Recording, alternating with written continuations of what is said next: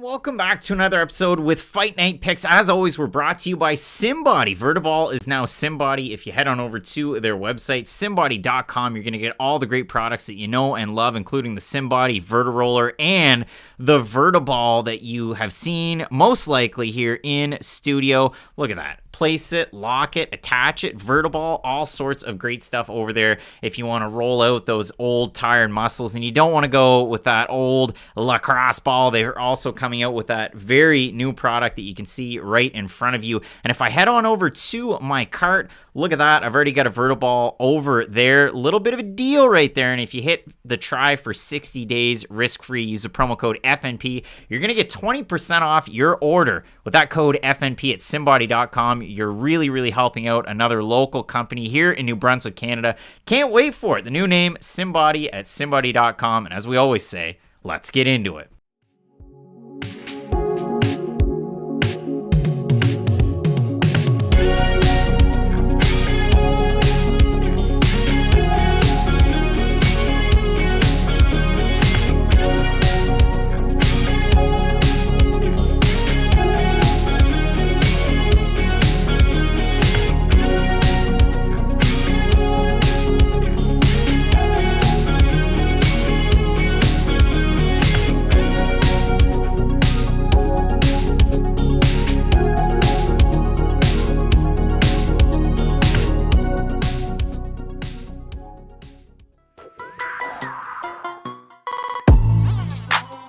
Last look at the big card.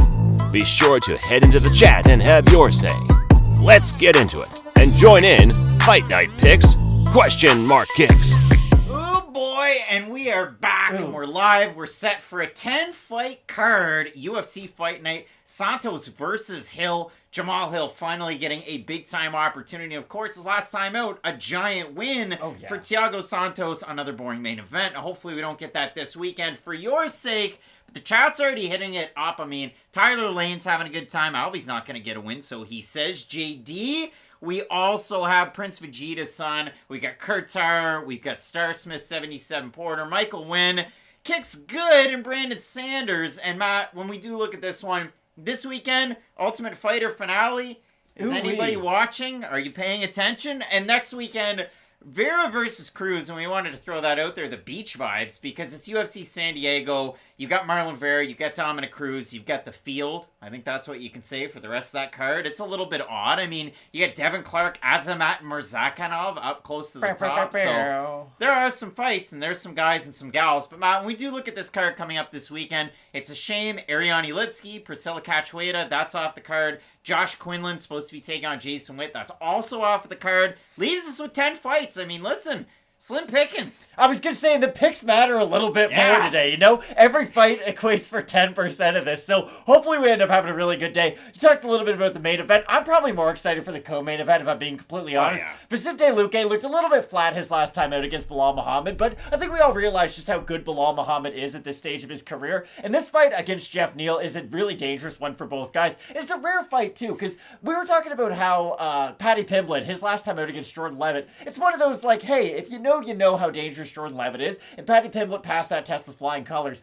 Jeff Neal and Vicente Luque should both be patted on the back for taking this fight, because it's a really dangerous one for both guys, and the loser's gonna have a really hard time getting back up into the elite of the division. So I think we have a very fun co-main event and main event pairing today. Yeah, Jeff Neal is definitely in an awkward spot. I mean, he wins his last fight by split decision. He's ranked 13th. You lose to Vicente Luque. You have to think you're still there in the rankings, but it doesn't get any better. And there's a lot of good fighters in that sort of 25 to 15 in the welterweight division, so one bad loss outside the top 10 could really set you back quite a ways. Pablo gets it, saying Spurs 4-1. They get the win over Southampton, the season debut, and they kept all of the guys from last year, giving them the starting opportunity. Brought some spares in at the end, but that's all I'll say, Matt. We'll throw it on over to our fight of the night screen, and there we go. We have it. I mean, Thiago Santos, Jamal Hill, it's definitely a fight that the fans are looking forward to, and when you do look at it, the fact that obviously we're only down to 10 fights, I mean, I see Andrew saying, no rib injuries, you guys. I triple checked the old inside.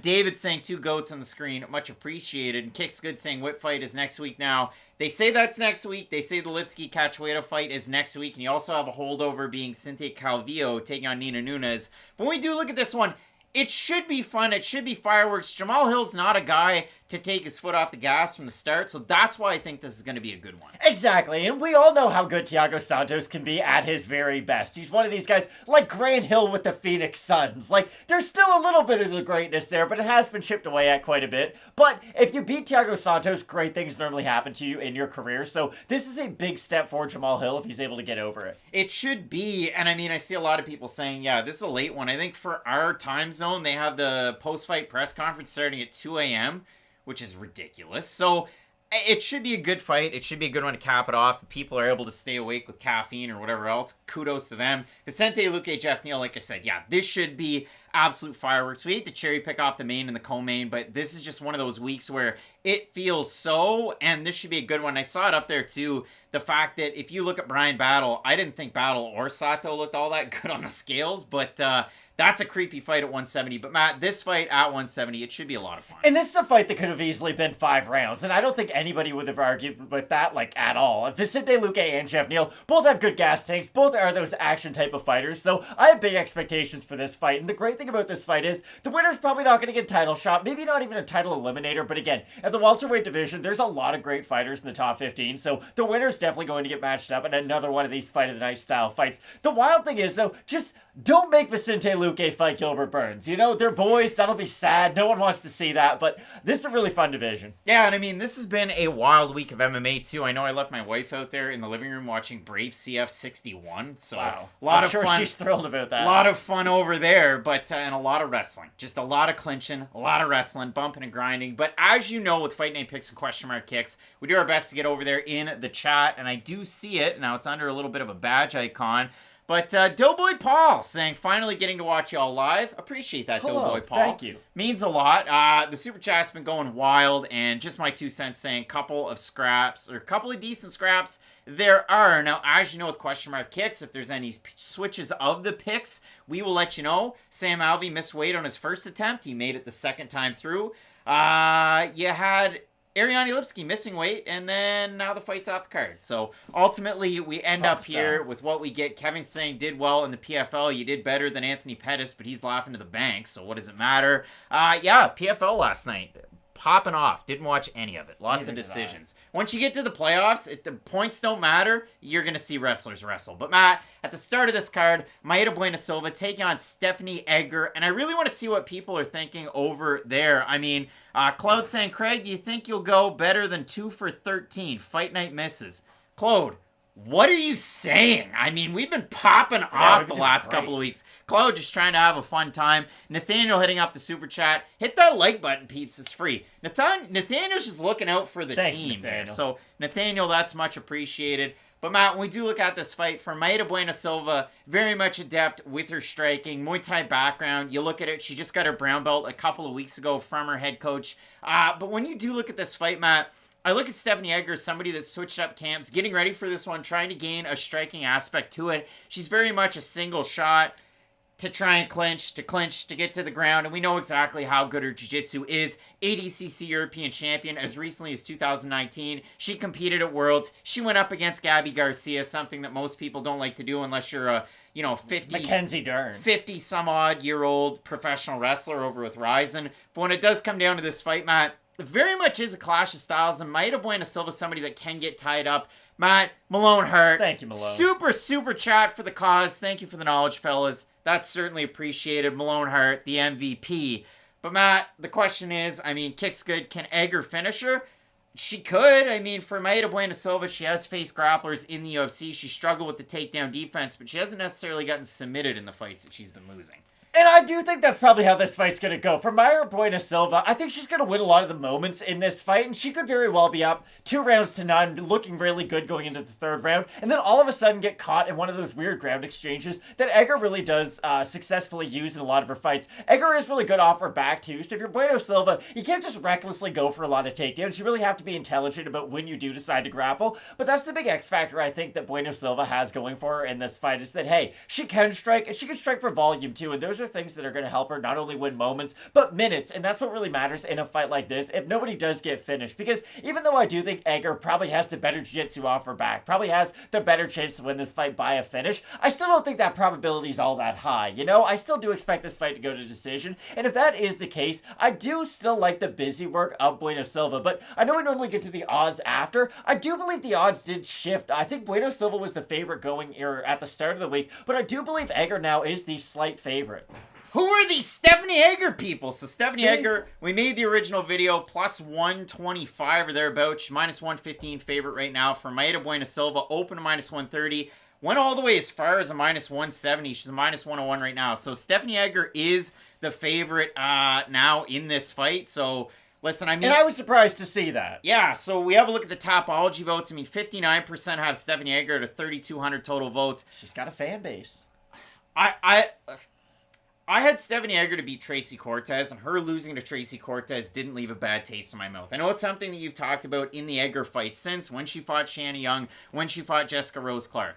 Didn't really change my opinion of her all that much. When you look at Stephanie Egger, from her time over with Ryzen, from her time over with some of the lower fight promotions, it's going into clinch, going for the judo throws. That definitely is her background, and then she's going for it. Guys, if you're saying that the fight's postponed, you gotta really make sure that you're right, because you can't just completely ruin the chat right there. So I'll have a look on Twitter to try and, prove this one or disprove it, but this fight is on, as far as I'm aware. I like Mayra Bueno Silva, so much more active on the feet, and for Stephanie Egger, this is the way that she ties everybody up. I know I've said it before, but it's like a hockey fight. Like a mummy. Holds her left hand out. Goes with the right hand to punch you. Grab with the right hand. Grab with the left hand. Grab you to clinch you, and then she can go plumb clinch or go double underhook, and she tries to go for a throw to get the takedown. So for me, Stephanie Egger, little one-dimensional with her striking. I'm sure she's improved it. She still is only, 32, 33 in this division. But for me, Mayra Bueno Silva, much busier of a striker. Just Mayra, if you're listening, just like Jessica Rose Clark, don't try and wrestle, don't try and grapple, don't mess around on the ground with Stephanie Egger. It's lava, you'll get submitted. Or, if you're Shanna Young, you'll get mounted crucifix and just hammered away.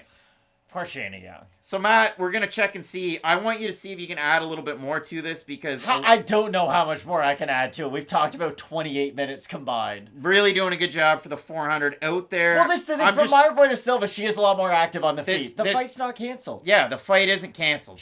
So goof off everybody that's out there saying that it's canceled. Matt, the next fight, Cory McKenna taking on Miranda Granger. I don't like people just jacking the chat to try and throw people off. Cory McKenna's taking on Rogan. I don't think he's dead. Miranda Granger. No, he still doesn't like Canada. But for Cory McKenna, she's got a great opportunity here to get a win. For Miranda Granger, she's been off for almost 2 years. I saw a lot of people this week go, Miranda Granger just had a baby. She had a baby a year ago. So she's had a lot of time to be in the gym to get ready for this fight. Obviously, physically, we know she possesses the gifts of height and length. Will she be able to use it in this fight? We will find out. And when we look at Cory McKenna, obviously, she has a wrestling advantage over a lot of the women in the strawweight division, but we have seen her struggle to get the takedown. We have seen her struggle with some of her volume on the feet.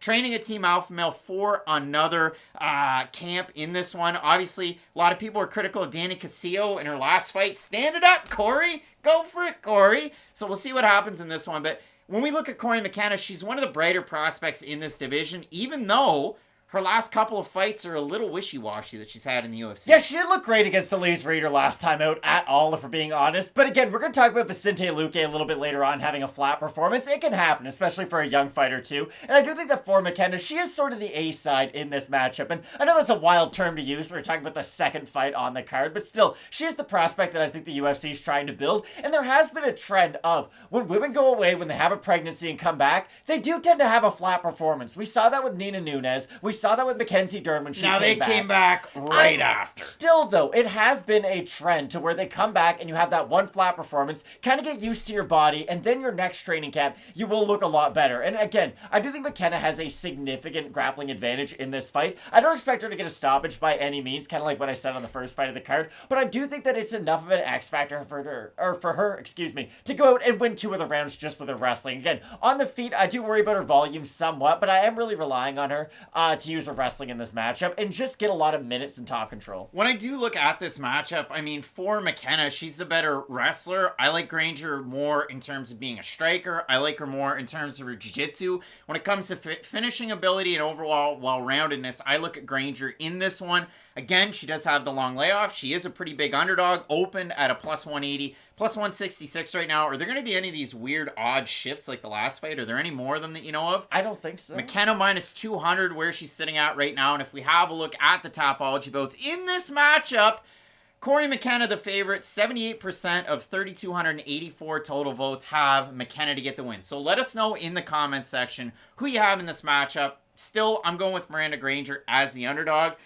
But again, Cory McKenna, promotional push, fan favorite. You know, you're going to get a lot of picks there. And she's definitely the way better wrestler when it comes to this one. And that's what I think is going to be the overwhelming factor in this matchup. Again, Granger's a better striker, but she's not some great craftsman on the feet by any means. So I do think McKenna's wrestling is enough of an advantage for her to get this decision. She can't build a deck on the feet, you don't think? I don't think so. Not like Alex Pereira. He could. Alex Pereira, he's got a title fight, UFC 281 mat. Bryan Battle taking on Takashi Sato, and both guys look terrible on the scale. I thought Battle looked worse. Like you're trying to bring them both down. Bryan Battle did not look good at 170 at all. No, and I'm really eager to see how the cardio plays out, because for Takashi Sato, I think you can knock Bryan Battle out in the first round. It wouldn't surprise me at all. You agree with that one? He does have really nice striking. The problem with Takashi Sato is, I don't even know. He's like a bench player. He's like Peyton Pritchard. Like, he's really good when you want him to be really good. But then you tell your friends about how good this player is, so they eventually tune in to watch them, and he just looks terrible. That's the problem with Takashi. It's been a while since his striking really has looked great at the UFC level. Now, again, I do agree with you. With Bryan Battle,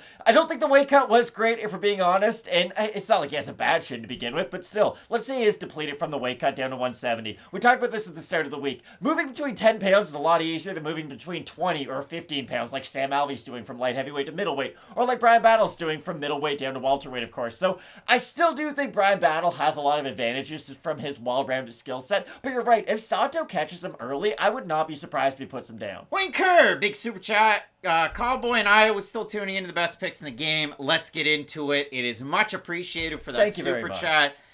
Again, for Takashi Sato, struggles with the takedown defense. Now, he has been training another camp at Sanford MMA. He's another guy. He looked flat his last time out, and in his last number of fights, he just really hasn't looked like the same guy. And I mean, the book's kind of out on Sato. Now, his last win, his last finish over Jason Witt, that was supposed to be competing on this card, was 2 years ago.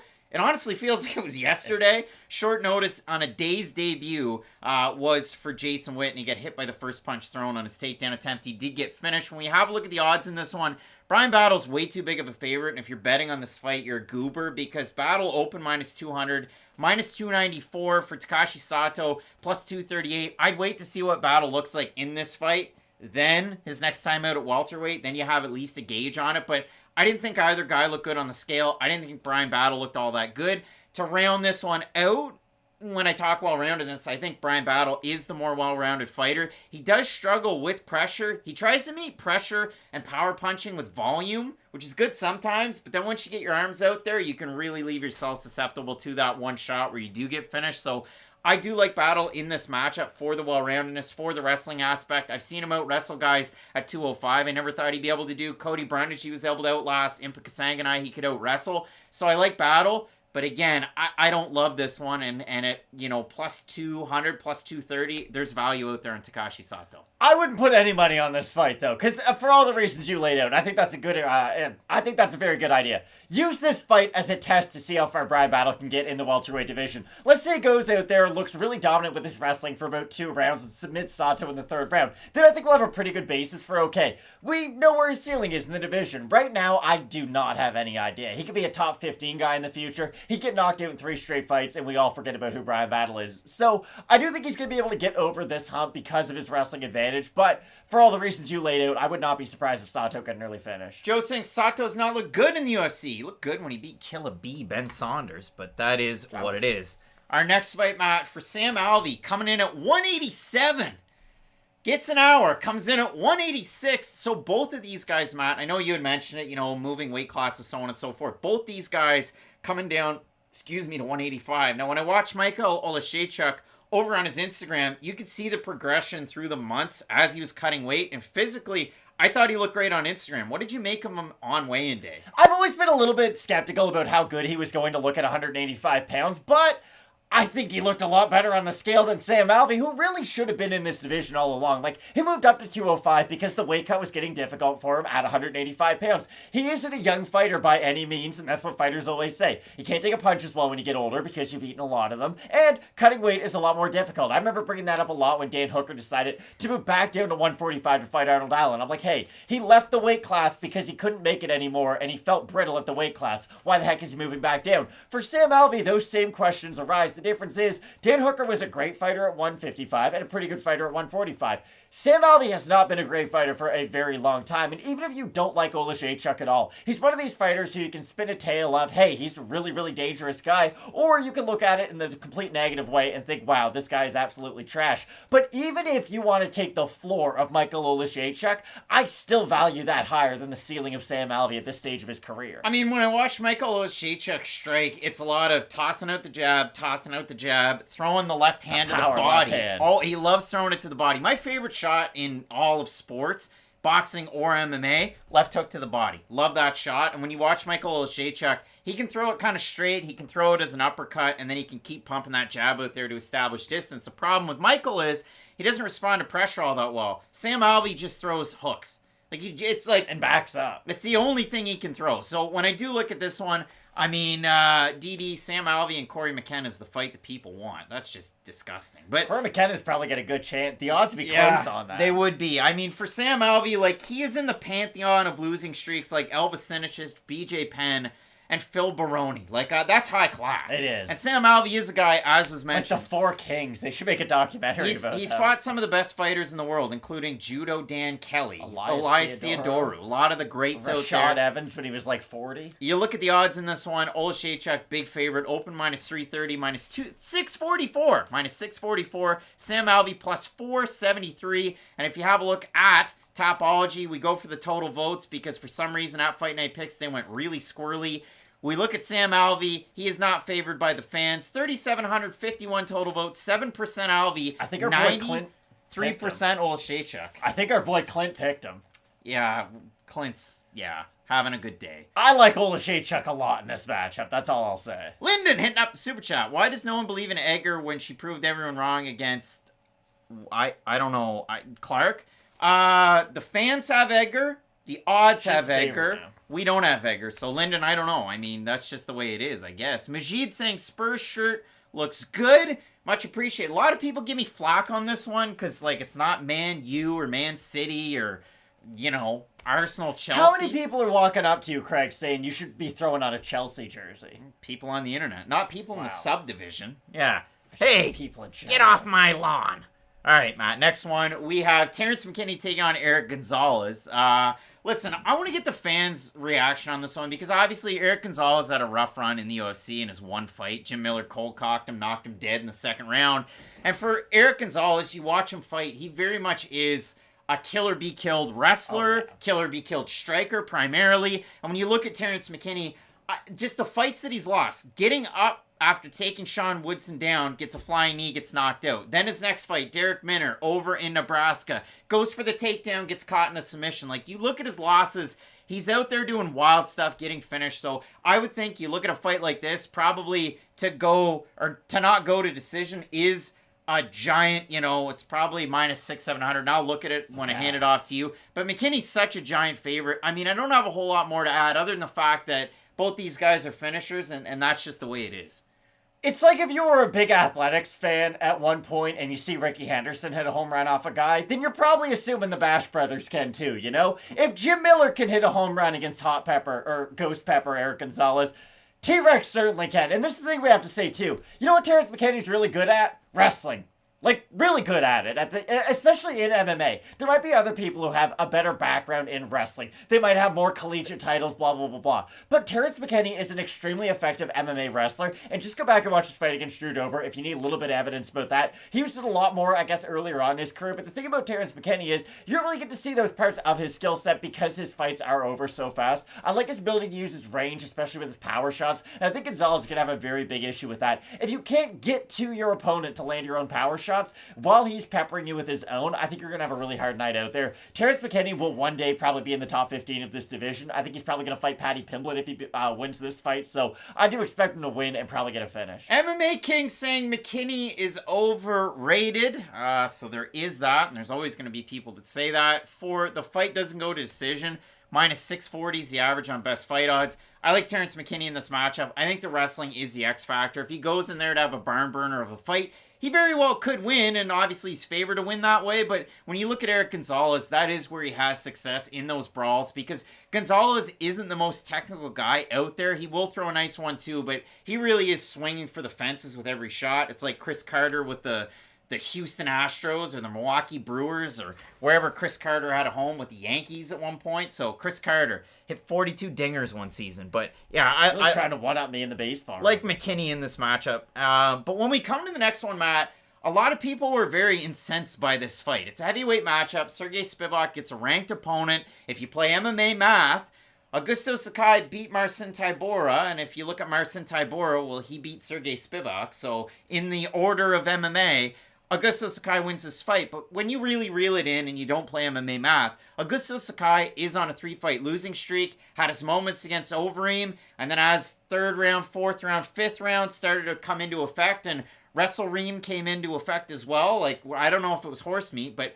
he was able to get the takedown and slowly chip away and wear on Sakai as that one went on, after Sakai had success round 1, round 2. You look at it the next time out, Rosenstrike, pitter-patter, Jairzinho in the last 10 seconds, his coach with the white beard just yelled at him, and he woke him up. And then if you look at it his last time out against Tai Tuivasa, really couldn't get going and got beat in positions where Sakai normally has a lot of his success. For Sergey Spivak, a guy whose train I've been on, I love Sergey Spivak fights. Obviously, his fight against Tai Tuivasa, 6 takedowns. And if you look at it for Spivak, when he has success, 3 or more takedowns, and he's off to the races. Moldova's own Spivak. When it comes to his hands, still developing. And when you look at both of these guys in a vacuum, I saw a lot of people say, well, I wonder where the motivation is for a guy like Augusto Sakai, because Sergey Spivak, he's got that championship feel, this and that. Who says he has the championship feel? I've seen it out there. This kid's going on and around, yada, yada, yada.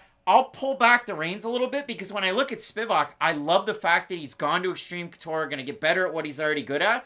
But guys, you got to remember, the same thing can be said for both these guys, because for Augusto Sakai, he's trained at his home gym in Brazil forever, and he had a lot of success there. But this full camp he's had at American Top Team, so both guys really investing in themselves, both training in the States at good gyms that are going to accentuate their highlights. I think this is going to be a really good fight, and I'm glad we get this one on this card, because it's the best heavyweight fight on the card, and you have an Ultimate Fighter at heavyweight.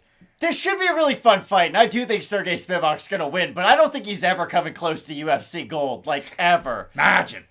You just said you've seen a bunch of people say he has championship. I've seen people say it. I have never in my... I would love to see these people and beat them, to talk some sense into them. They're out in the weeds. This is my problem with Augusto Sakai. He has one very good range to be in, and then he struggles when he's too close or too far away from his opponents, and he struggles getting up off his back. Now, when he does get his opponents in that mid-range kind of area where he can volume strike, where he can act very big and be very physical with his opponent, he does have a lot of success, but the problem is, I don't think he's going to have much of an answer to the clinch work of Sergey Spivak. If Spivak does get into the clinch, he does like to go for a lot of high trip takedowns, and those tend to work against taller fighters who have very high centers of gravity. I think Augusto Sakai is really going to struggle, not only with the takedowns of Sergey Spivak, but with the type of takedown Spivak goes for. And the problem is, I haven't seen Augusto Sakai do much off his back in the UFC. And I know it's easy to say this because Spivak looks so good in that one position, especially against Tai Tuivasa. Like, he beat the brakes off him when he got on top of him. But I could see this fight going in a very similar manner to that Tai Tuivasa fight. I can see Spivak maybe struggling for some moments on the feet in the first round,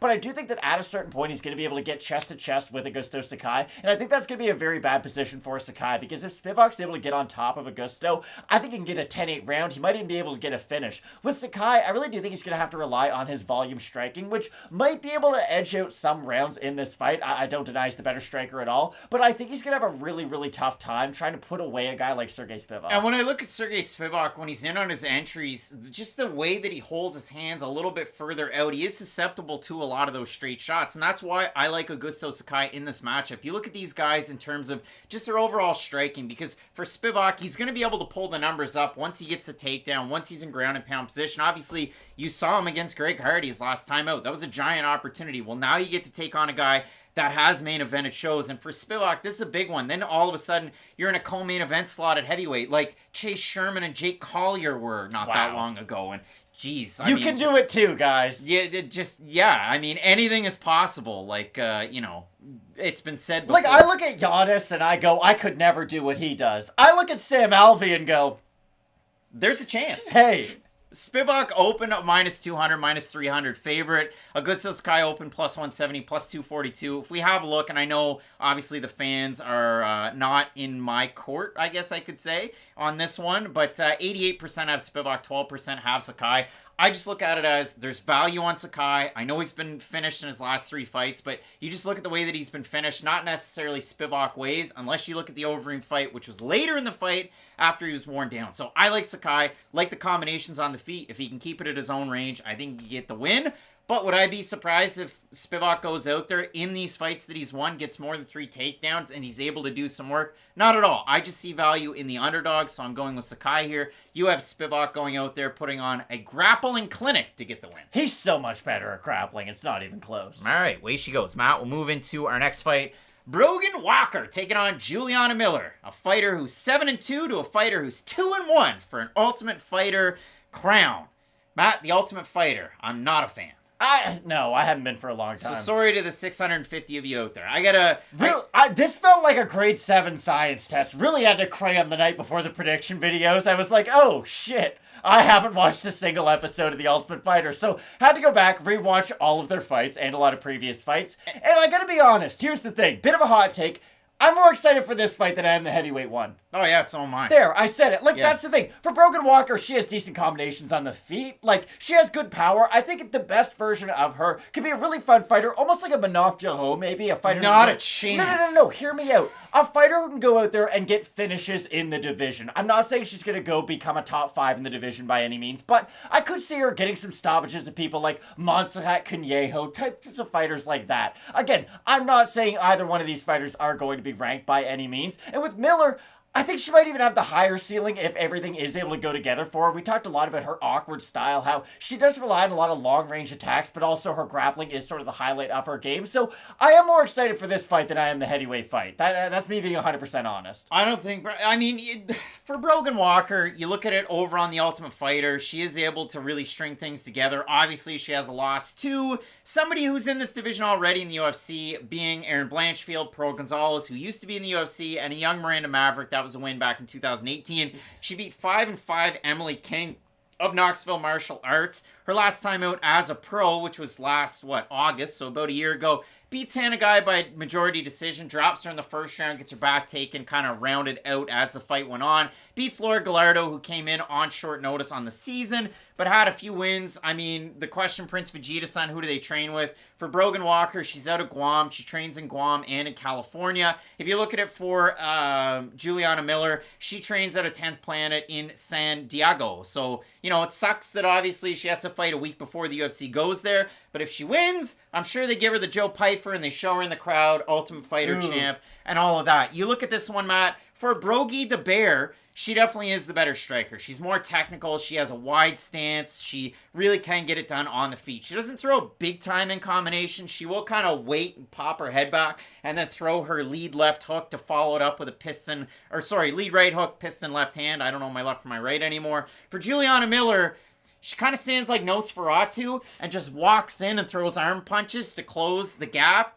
And then she really tries to get it down to the mat. Obviously, she's the much more polished grappler. I don't care what you say. Obviously, rash guard with Brogan Walker on this one. I'd love to hear Brendan Fitzgerald be like, and she moves like a spooky goblin person. Yeah, I mean, I think that we can do that, but I don't think he can. Miller open a +140. Line dropped automatically to a -130. She's still at a -130. Brogan Walker open -160. +107. I've seen a lot of support, and obviously we saw this at the start of the week for Juliana Miller. I saw it on Twitter even before we broke the card down. The total vote on Tapology, you have 3,545 votes, 66% with the underdog Walker, and 34% with Miller, most of them by decision. So, again, I like Juliana Miller with the fact that she closes distance, with the fact that it's hard to land on those big arms. Neither one of these women have the greatest striking defense. I think that Miller throws more volume. That's why I have her. I think she has more facets to her game than Walker. But Walker is obviously the more seasoned commodity. And if you like somebody like Brogan Walker to go on a little bit of a fun run in the UFC's flyweight division, maybe she's your gal. She's definitely like the Shane Wright of this fight. Whereas I'm going with Juliana Miller, my Juraj Slavkovsky. Wow. The Slovakians. The Canadians. So hot right now. Canadians love that one. Again, I have Brogan Walker. It should be a fun fight. I do expect this fight to go late. I don't really expect a finish at all from either one of these two. I do agree with you. I think Miller might be the busier fighter, but this is my problem. I can see Miller being one of these fighters who, her skill set looks quite impressive, but the foundation is shaky as all get out. And I could see it looking almost like the worst version and not the best version. Like, I like Chet Holmgren. I think he's going to be sick. A lot of people don't, and there's some very good reasons to look to for that. For Miller, I think she could struggle almost with the strength of this division. So I think Brogan Walker's going to be able to really use her physicality in the clinch when the fight does get too close. And I do like her to land some, I guess, heavier power shots from the outside. The great benefactor with Super Chat is much appreciated. Dan Goldstein. It's okay, guys. Crappy as this card is, I'm sure Mo Usman Pauga will save it. All right. You drum roll, please, Matt. All right. Zach Pauga taking on Muhammad Usman. These are two low-level heavyweights, and I think that Waldo Cortez Acosta is on their level, and he just got a win on Dana White's Contender Series, and now he's going to be fighting Jared Vanderaa. The reason I say that, I think both of these guys, they're not going to crack the top 15. They're not going to crack the top 20. They're going to have a few fights, and like Brad Katona, they're just going to be out of there in like 3 or 4. I honestly don't have a whole lot on this fight, because for Zach Pauga, he is the better striker out of these two guys. Let's not forget about it. I mean, Nice you one, watch the way that he strikes, and you know how I talked about Michał Oleksiejczuk, 1, 2, 3, jab, goes to the body. Zach Pauga will go jab to the body, reset, wait, jab, body, wait, one to the head. Zach Pauga is the better striker. He's the more technical of these two guys. Because if you look at it for Muhammad Usman, he used to come into MMA like, hey, I'm still a D lineman, 255. What up? It doesn't matter how much I weigh. I'm just going to be able to outmuscle these guys. And it was a very raw skill set. Now you see him 238 before he came onto the Ultimate Fighter, or while he was on the Ultimate Fighter, 236.5 in this matchup. Kind of crazy to think that the career light heavyweight in Zach Pauga weighs more than the heavyweight in Muhammad Usman. But when I look at this one, Mike is saying Pauga's got the football explosive strength. Pauga played at, Colorado State. For Muhammad Usman, University of Houston originally, then Arizona State, so pretty fun stuff right there. But if you look at this one, Matt, football players, athleticism, they came into MMA at a late age, and now we're here. Yikes. Brendan Schaub's wet dream. I think Zach Pauga's the better striker, and again, that's why I do give him the edge in this matchup. And I do like what you brought up too. Pauga was a light heavyweight, but I do expect him to be the bigger fighter frame-wise. I don't expect him to be. He is the bigger fighter frame-wise, but that's the thing about Usman. He does move extremely well on his feet for the size of him. He's kind of a compact heavyweight at this point, and I do like his burst from the outside every now and then when he can land those big shots. The problem is, it's kind of a low percentage chance of those landing against higher level opponents. Matt is saying, and I want somebody in the chat to help out, for somebody who doesn't watch Tough and hasn't seen Muhammad Usman fight, how does the style compare to Kamaru's? Take Kamaru Usman, close your eyes, and then think about him if he gains 60 pounds, and then forget what you just thought about in your brain, because he doesn't fight anything like Kamaru at all. What's Wayne Gretzky's brother's name? Brent Gretzky. There's the comparison for you. One's like one of the all-time greats, and I didn't even know the name of the other one. Played for the Danbury Trashers. I knew you were going to say that. So, for Pauga, again, I like his 1-2s on the feet. He does follow it up with a left hook every now and then. I could see that landing if Usman isn't really watching himself, but that's the thing. Other than the big bursts of athleticism from Usman, I don't really like a lot of the synergy in his game. It's very hard for him to build a lot of successful moments, again, in his fights. So, unless he is able to go out there and land one of those really big hooks from a long distance, I do expect Pauga to be the more technical guy on the feet. And at this point in the heavyweight division, I've got to pick the more technical guy. Yeah, I mean, I might seem like the biggest wild card in the entire world going with all these underdogs this weekend. Muhammad Usman open to plus 170, plus 226. Zach Pauga open minus 200, minus 282. And if we have a look at the Tapology votes on this one, because again, for some reason, Instagram went a little screwy at Fight Night Picks. 81% of the fans, 3,600 votes going with Pauga to get the win, 19% with Usman. If you look at it, Usman doesn't really throw a jab. He paws a club of a right hand that if it knocks you, it knocks you like he did against Cota. He's quick. But when I do look at the way that Usman fights, obviously both guys, pretty fast twitch, more combinations out of Pauga. I see Usman as having a wrestling advantage when he is able to take over against guys that are non-wrestlers. He does have an advantage. Both these guys, obviously, again, football players. Brandon Sales in that fight had an advantage when it came to the ground, and obviously he got submitted over there with the PFL. But I do like Usman in this matchup. Just, again, it's another one where you're plus 200, and I see these guys as relative equals. I'll go with the guy that's the underdog in this sense. If you're the number one pound-for-pound fighter in the world's brother, you normally get a shortcut coming into the UFC at some point. They made this guy fight on The Ultimate Fighter, the land of wind and ghosts. Nobody, again, The Ultimate Fighter is like Mad Max Fury Road. But there's you have to there. win to get there. I know you gotta win to get there, but we both talked about how neither one of these guys have looked that impressive getting to the finals. And that's something we can both agree on. So for Usman, again, if he was this good and if the UFC really believed in him, you'd think they'd throw him in on the prelims at some point. I like Pauga. Again, I don't think either one of us expect all that much from either one of these guys at the UFC level. Maybe one of them can get the 15th ranking just because the rankings are weird that way and fighters jump in and out of that spot. But I've got Pauga ever so slightly. Matt, we have 738 people tuning in. What's up, guys? To UFC Santos versus Hill, the preview. It is much appreciated. That's a lot of people tuning in. So thank you so much. The likes, the super chats, they are much appreciated. They help us afford fans for the back of the office that's very warm. So Blood Diamond is friends with Israel Adesanya, and they were like, hey, we'll give you the fast track to the UFC. They made Usman fight through the Ultimate Fighter. Pulse Reloaded. If Jake Paul and Hasim Rahman took place, who would have won? Hasim weight bully.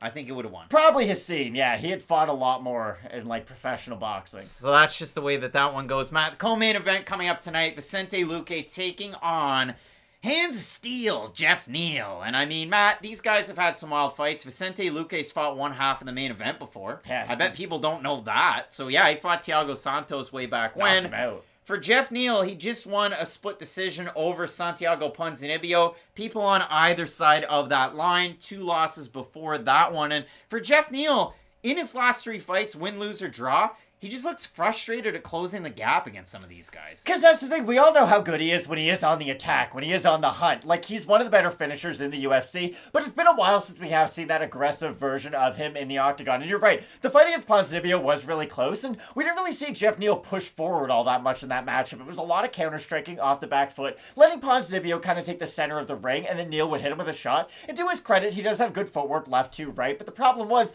there wasn't a lot of repercussions for Santiago Ponzinibbio for him getting into the inside. Vicente Luque is really going to make you pay for it if he is able to get this into boxing range. And Luque might be on the short list for greatest chin of all time. I don't think that's a controversial statement to make whatsoever. We've seen this guy eat fight-ending shot after fight-ending shot and pretty much just walk them off and march forward to his own finish. And the big X factor in this fight is, let's say you think these guys are even on the feet. Even though I do give Luque a bit of an edge, he's much better with his own leg kicks. He does have better volume than Jeff Neal. If these guys go to the ground for even a minute, their ground games aren't even close. Jeff Neal can get submissions if he rocks you on the feet, if you're hurt. He can put some grappling things together, but his submissions are a lot more like Carl Roberson's submissions, where he hurts you, then he gets you out of there. Luque can take you down and submit you. He can submit you off his back. He's so much more dangerous with his submissions. If Jeff Neal wins, accumulation of damage on the feet, if he's able to get his boxing going, you look at the combinations of Jeff Neal, it's a hallmark of his game. But the thing that I've seen this week is, from the commenters, well, if Bilal Muhammad can out-wrestle Vicente Luque, then Jeff Neal can do it. Jeff Neal, great wrestler. Do you know Jeff Neal for wrestling? No! Who not knows? On Bilal Muhammad's level, that's for sure. Not a damn chance. And I mean, for Bilal Muhammad, yeah, you might say boring style or look for a way out against Leon Edwards, yada, yada, yada. Look at his finishes lately. Look at his performances lately. He's looked like a guy who's just possessed. So I do like that for Bilal Muhammad. I don't think he's going to get a favorable matchup in his next one. Maybe the winner of Diaz Shamaev. But when I do look at this matchup, Matt, for Vicente Luque, more tools in the tool belt. And that's how I normally pick a lot of these fights when you're going back and you're watching the tape. Now, Luque is a decent favorite. Open minus 175, minus 187. Jeffrey Neal, plus 155. And if we have a look at the fan vote over on the Tapologies of the world, this fight at welterweight, 88% of the fans going with Luque on 3,800 total votes, 12% with Jeffrey Neal. So can Jeffrey cut out the Jeff and become the Hands of Steel? We'll find that out this weekend. Vicente Luque's finished every one of his wins except for one against Mike Perry, and if he landed the knee that he landed at the end of that fight 1 minute sooner, the doctor would have stopped it before the end of it. So he's basically only finished everyone he's ever been in there with who hasn't beat him. That's a wild stat. Like, that's stuff we don't really see nowadays. And I gotta be honest, I do think that if he hurts Jeff Neal, he's probably gonna get him out of there. Neal doesn't exactly respond to, not damage all that well, but just pressure. He is good at striking off the back foot, but the problem is, if you get on the inside of him, he doesn't have great elbows unless he's stepping into them. He doesn't have great boxing combinations from up close. He does require quite a bit of distance to land his good power shots. So I think it is a matter of distance in this fight more than anything. I think if Luque does get on the inside, he's really gonna be able to cause a lot of damage on Jeff Neal that Neal probably won't be able to get back at a certain point. It will be an interesting matchup for these two guys, and we'll see if Jeff Neal can figure out that boxing range. When we look at the main event, obviously the conversation in the chat is, of course, you got to watch out for the kicks of Thiago Santos. Now, have those squirrely knees really figured themselves out? I mean, you look at his recent performances, and obviously he's, 1-4 in his last 5 fights. It's been a tough run. It is tricky for Thiago Santos because we know him for his athleticism. And if you go back and you watch some of these Thiago Santos fights, it's not just with the kicks. And I mean, we can point to fights that he had in 2018, 2019, really the highlight reel run that he was able to go on. Wins over Jack Marshman. I was going to say Fredericton, New Brunswick, Canada. Halifax, Nova Scotia, Canada. The win over Gerald Mearshart. The win over Jack Hermanson. Anthony Smith. Lose to David Branch. Man, like a candle in the wind. Just burn out too late because he had 2 runs in the UFC. But you look at the performances that Thiago Santos had. Obviously, the main event against Erick Anders. That was one that he was able to get the TKO at the end of the 3rd round. It was a wild one for him. But when you watch Thiago Santos win these fights, rushing forward, throwing caution to the wind, and now you look at the fights that he's had on this losing streak. John Jones, very controversial, very close. The fight against Glover Teixeira, after the knee injuries, did throw caution to the wind, did rock Glover until old man Glover, this old man strength, came back and rallied. But against Alexander Rakic, bit of a flat performance. Against Johnny Walker was tentative with John Kavanagh in the corner. Fight. It was bad on both ends. And then against Magomed Ankalaev, flat, 2nd round drops him, tries to finish him, 3rd round, 4th round, 5th round, more flatness from Thiago Santos. So I'd like to see it obviously at a Santos round 1, round 2. I'm not relying on an older guy at light heavyweight to carry it as the fight goes on. But likewise for Jamal Hill, first giant opportunity. Like, I know he had the main event against Johnny Walker. It was done very quickly, early. But for Jamal Hill, I'm eager to see more out of him. A question was posed earlier on. Kenny Williams is Halifax capital. Fredericton's the capital, New Brunswick. Halifax the capital, Nova Scotia. But when you do look at this one, for Jamal Hill, obviously that wild power to the southpaw stance. I'm eager to see more to Jamal Hill. But when I do look at this one, when you're baiting a guy in with the counters that Jamal Hill has, that's obviously a big thing. And Lyndon hitting up the super chat. Santos said this best training camp he's had since John Jones. And we all know what that means. That's never a good sign. I hate it when they say that. This guy trained harder in this camp than he's ever trained. What a dumb thing to say. I'm sure he trains pretty hard every camp. Juliana Pena had the mindset to be championing at Samantha Nunes in the 2nd fight. Do you know what I dislike a lot? I love the Raptors, my favorite professional sports team, and it's not even close. Like Bo Cruz? They hadn't even won the NBA title the last time Thiago Santos had a knockout win. We're talking about this knockout puncher, but his last knockout was in February of 2019. And granted, he knocked out Jan Blachowicz, a guy who has a very good chin, who was extremely durable and very difficult to finish. But still, Kawhi Leonard, Kyle Lowry hadn't even made the playoffs yet. There was still a very long run after that. And he was a fun guy. He was a fun guy. One of the great athletes in Toronto sports history. But that's my problem. Like, I think we're a very pro-Maheta channel. We really like watching him fight. I know a lot of people are probably down on him still getting these main event slots, but I still get excited for a Thiago Santos fight. Yeah, I mean, T. Peterson saying, question, why the hell does Santos still get main events? Because he's a draw. And he's also, well, they also can market that fact that, hey, he's the only person to ever get a judge's scorecard off of John Jones. He's that close with one of the greatest of all time, even though if you've watched him fight lately, you realize that this Thiago Santos definitely is not the same fighter who fought John Jones, and even prime John Jones is not the same fighter who was John Jones in that Thiago Santos matchup. So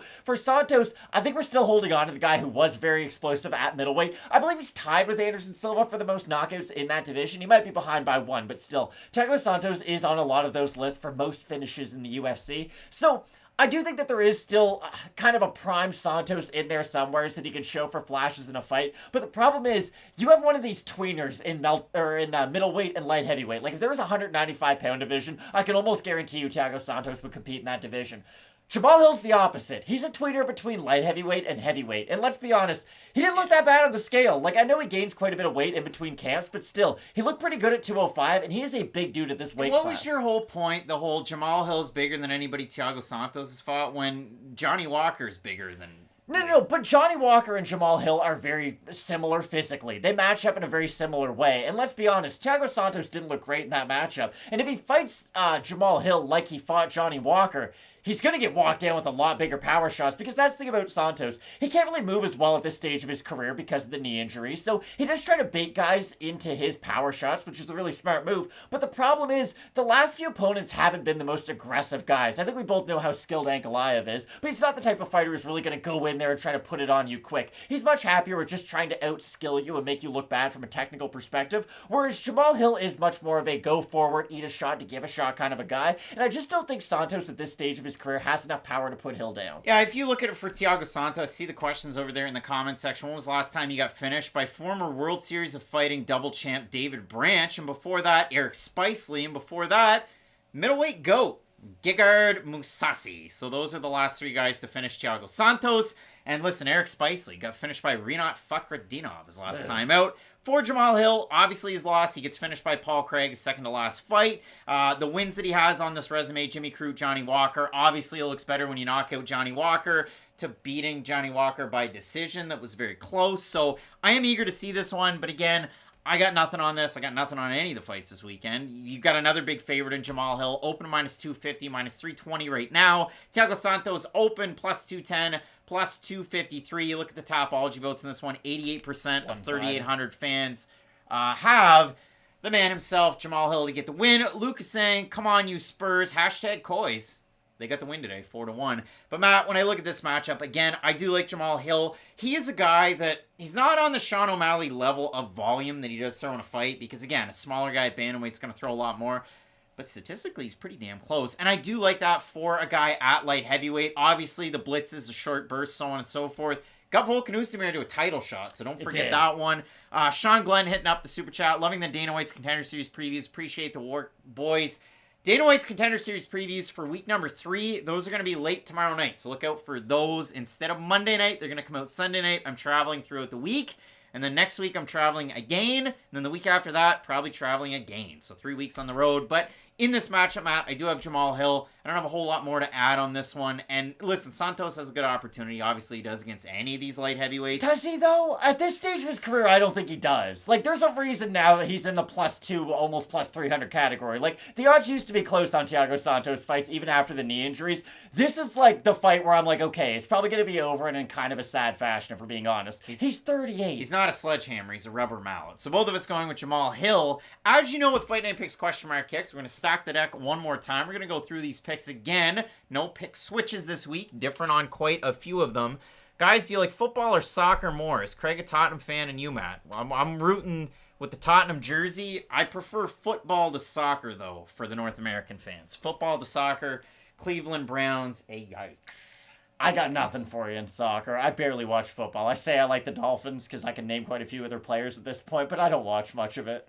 I like the Yankees and the Raptors, and I stick to those two teams. Big Howard fan. Big Howard fan with the Dolphins is Matt. Big Xavier Howard guy. Big fight coming up to kick off this card. Mayra Bueno Silva, Stephanie Egger. The fans have Egger. The odds have Egger. I have Mayra Bueno Silva.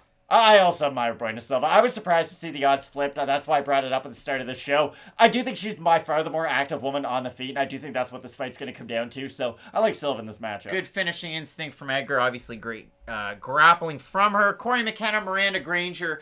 I'm going on more well-rounded skill set of Miranda Granger. Haven't seen it in years, so taking a flyer on the underdog in this one, but definitely understand taking the prospect in this matchup. Wrestling advantage, and I haven't seen the other fighter in years. That's why I like Cory McKenna. Matt, the next fight, we have Bryan Battle. Lyndon hitting up the super chat, and so you're saying Granger has a chance. She was training while she was pregnant. Lyndon, she had her baby a year ago.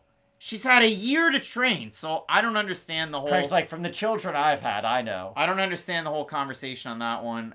D-Rod going for Christian Pulisic over with Chelsea. And Agent Orange, the rappers like Drake. Canada, oi? What? There's other rappers in Canada, like Mad Child. Bryan Battle's taking on Takashi Sato. And in this matchup, I'm going with the more well-rounded Bryan battle, but if Takashi Sato knocks him out in the first round and you get all upset in the comment section, go for it, because I can see it happening. I'd still be surprised if it happened, don't get me wrong, but it wouldn't be unexpected, put it that way. So for Bryan battle, I do like him because of the well-rounded game. Not sure I'm in love with the weight change, though, him moving down to 170 pounds, so it's going to be very interesting to see what version of Bryan battle we do get, but hopefully this helps him get back on the winning track to become a good level Ultimate Fighter winner, because, you know, we're not all that confident about how well or how far these winners are going to be on this card. So for Bryan battle, this is a chance for him to kind of recreate himself. How about Mercury's, Mercury, Craig, Nav, your favorite rapper from Canada? I mean, listen. Coding got me dripping. Ice. That's a good song, That's a Lemonade. banging, Yeah, that's a good song. Madchild's better than Drake. I don't think a lot of people are gonna say Settle down. going Prefontaine, Madchild.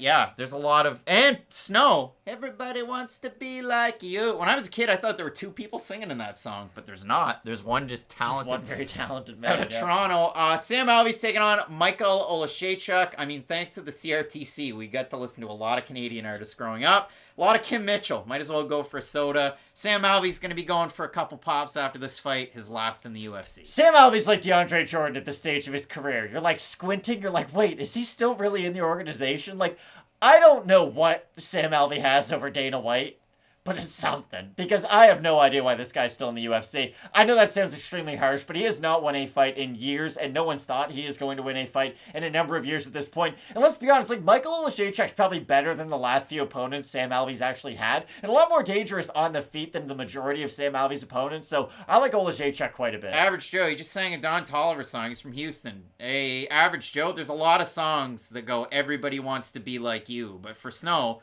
You get so aggressive. them a say, them a no. Without you, they will go. If you call them up, you know they won't show, cuz everybody wants to be like Sam you. Alvey is like Andre Iguodala or Udonis Haslem. Like, he's there as a coach, basically. Matt, next fight, Terrance McKinney, Erick Gonzalez, T-Rex, the Ghost Pepper. Yeah, I like Terrance McKinney a lot in this matchup. Yeah, he's a giant favorite. Sergey Spivak taking on Augusto Sakai. Augusto Sakai. I have Augusto Sakai to win as a big underdog. Big underdog. I like Sergey Spivak in the matchup. Again, I think his grappling is enough of an X factor that he could get a finish if he's able to get this fight on the mat and in top position. So I like Spivak for those reasons. Sergio, what's considered Canadian cuisine? Well, poutine. Everybody talks about it. What else is there, Matt? I was talking to a friend of mine from Michigan, or not Michigan, sorry. He lived in Michigan, now lives in LA, and I was like, oh, I'm eating a donair. And he said, what's that? So, not necessarily Canadian, but very East Coast oriented. Oh, yeah, no, I mean, they have gyros or whatever, but They're the that's same kind of thing. close. Well, one's got donair sauce and one doesn't. But when you do look at it, you want another one? Garlic fingers. Garlic fingers don't exist out of And Atlanta. they do be Canada. fire. Next fight, I have Killer Miller to get the win. Killer Miller. I got Brogan Walker, but I don't expect her to be a ranked fighter. at Rogie any the point. Bear. Zach Pauga's taking on the motor Muhammad Usman, and like Detroit, I think he's going to win the fight and make a resurgence. I like Zach Pauga in this matchup. Both guys are just, yikes. Matt Vicente Luque, Jeff Neal going with the Silent Assassin. Should be a fun one. Again, fight of the night for a reason. It's probably going to deliver for the fans, and this is probably going to be the fight that we're all talking about after the card is over at like 2 a.m. because it's a very late fight night for a difference. But I do like Vicente Luque. He is the more proven fighter in tough fights, and that's what I do like. Like, even against Bryan Barberena, who's a tough fighter, but we don't necessarily look at him as an elite fighter. Luque had a really tough fight with him and rallied in the third round, was able to finish Bryan Barberena in a fight that honestly could have been down on the scorecards leading into the last like 10 seconds. With Jeff Neal, if he's down in a fight, he just still fights like Jeff Neal. There's still not this massive sense of urgency behind him to go out and get the finish. If he gets it, it's great. It looks really good. But if he's down 2 rounds, I don't necessarily think Jeff Neal's going to go for broke in that third. So I do like Luque in this matchup. Good old Lukey's boat is painted green. Aha, me boys. Lukey's boat is painted green. Prettiest boat that I ever did see. Thiago Santos taking on Jamal Hill. And I'm going to go with Jamal Hill in this matchup. Again, counter-striking. We'll see how Thiago Santos reacts to either getting pressured or being the one pressuring. We saw it against Johnny Walker. But again, in these fights, this 1-4 run, we have seen glimpses. That's the trouble. It's just glimpses. It's not a whole fight like the old Thiago Santos. It's like Joakim Noah with the Knicks. It's like watching an old VHS tape, but there's a lot of static. Like, it's been played too much. There you go. Or a record that you've used too much and it's got worn down. Like, for Santos, there's not a lot of tread left on the tires, if any whatsoever, and Jamal Hill is looked at as like a future title challenger. I really do think that if he does get the win over Santos, they're kind of matching him up with Ankalaev next, because Ankalaev is the #1 contender, but they're still probably going to do Glover versus Yuri next, so in the meantime, you might as well match up Jamal Hill with Ankalaev, and I think that'd be a really fun fight. So Go ahead. So I do think Jamal Hill's going to be able to get the win in this weekend's main event, but should be a fun fight for as long as it lasts. Pablo asking if I can sing He's Evil. I don't know the song He's Evil. I know a lot of songs. I don't know that one. Matt, we have a big-time fight card coming up, and I'm going to turn this down for just a second. We have a big-time fight card coming up next weekend. Marlon Vera taking on Dominic Cruz. We want to thank you so much for the 35,000 strong that are out there. We hit that mark this week, so that is much appreciated, but this should be a big time card.